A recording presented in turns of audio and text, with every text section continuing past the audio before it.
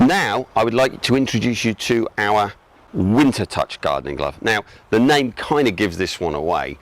Again, this glove is made from a very soft, very supple, but very tough and durable deerskin leather with a reinforcement on the palm. It has again a lycra back, but what makes this glove unique is that not only does it offer warmth in the winter by virtue of a Thinsulate insulation, which protects the hand from the cold, but the true benefit of this one is it has an additional lining that sits underneath the leather but between the leather and the other linings, and that is called a Ski-Dri waterproof membrane. Now what this allows is the glove to be totally waterproof.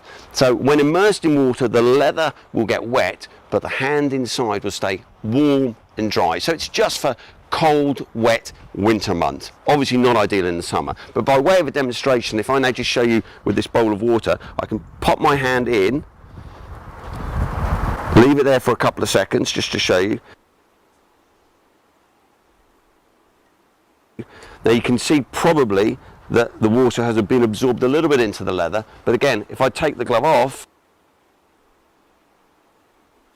my hand absolutely bone dry, and that's the true benefit of the winter touch gardening glove.